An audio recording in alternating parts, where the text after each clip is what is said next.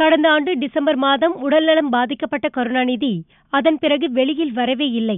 6 மாதங்களுக்கு பிறகு அவரது 94வது பிறந்த நாளை முன்னிட்டு 2 வீடியோக்களை ஸ்டாலின் வெளியிட்டார்.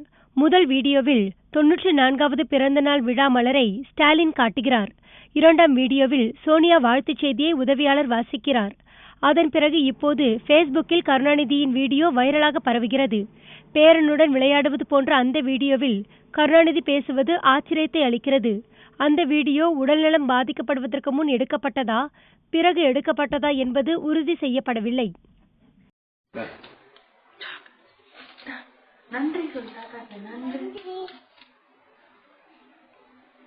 தாத்தாக்கு வந்து பிரபாகரன், தாத்தாக்கு வந்து ஜனவரி பிப்ரவரி சொல்லு பார்க்கலாம்.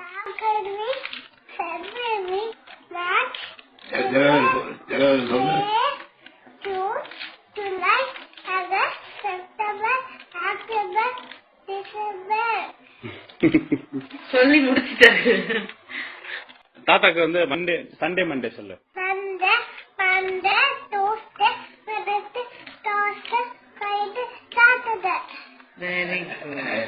பாத்து பாத்து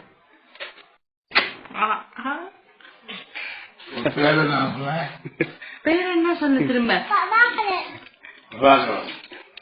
தாத்தா உதைக்க கூடாதுங்க.